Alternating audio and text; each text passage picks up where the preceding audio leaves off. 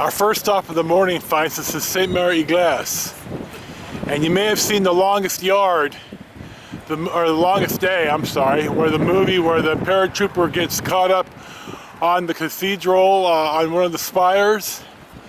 It really did happen. And here's a replica of it. He had to play dead while the Germans were massacring the landing paratroopers. This is town.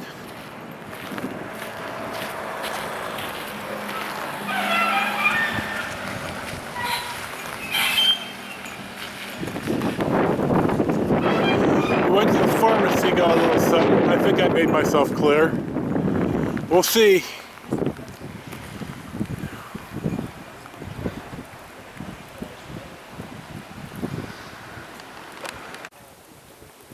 Our next stop of the morning finds us at the Fierre Bridgehead, and that little bridge right there was an important strategic point during the D-Day invasion at the very beginning. American paratroopers dropped in here and were ordered to defeat the Germans who were going to cross over the bridge with reinforcements and armor. And they, at great sacrifice, these American heroes held the bridge and helped liberate Normandy.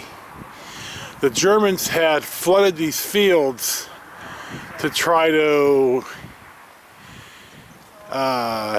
keep the paratroopers from landing on hard ground. Yet another place where American heroes gave their all for the cause of liberty and freedom.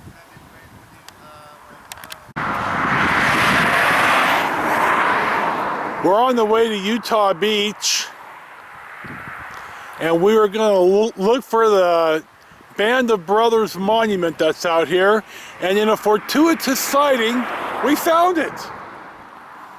And here it is. Major Richard D. Winters and his crew on June the 6th of 1944. This little plaque here and this statue honors that and their sacrifice and their leadership under fire. And so here you go. Here's the rest of the 360 that we see. We're in rural France. Probably hasn't changed that much in 1,000 years. And here you go. The French people out here in Normandy still honor and respect the American sacrifice made on D-Day and in the war. That was to the 90th Infantry Division, and this is this one with the obelisk right here is the 1st Engineered Special Brigade. You see the French and American flags flying. Sounds like we could hear the ocean. We're almost right on the beach.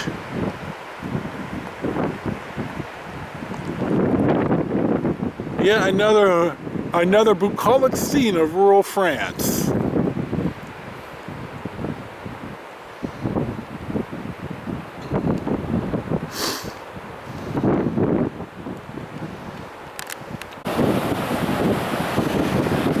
We're on the beach, Utah Beach in Normandy.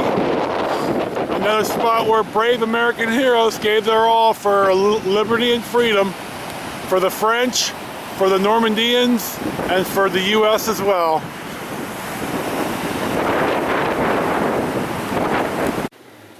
Our next stop finds us in the museum here at Utah Beach, and there are some German stuff here. You know, the Germans have their own history here too. Oh, you can be in the picture, it's okay. Merci. So here's some German attire and other assorted sundry items.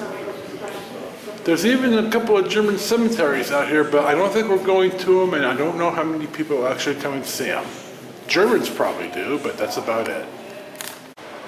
We just watched a little movie about the Utah Beach invasion, and here is a B-26 that was used extensively in the initial invasion on D-Day in 1944. You can see it's painted with the invasion stripes.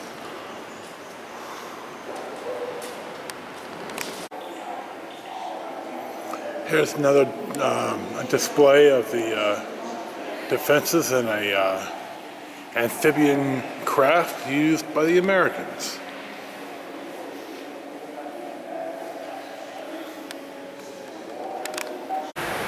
We're back in Bayeux, and we came here yesterday to the boulangerie and the patisserie.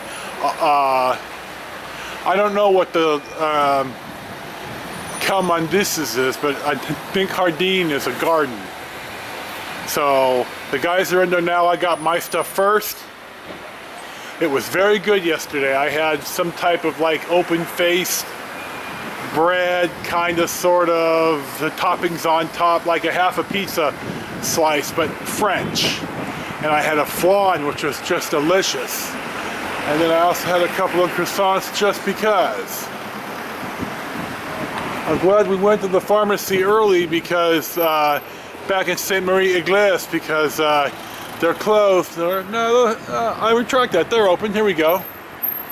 But here's our corner in downtown, Old Town of Bayeux.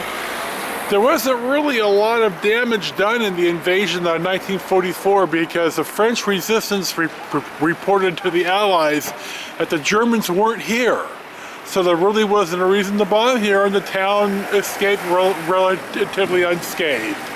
So here's your 360, and there you go.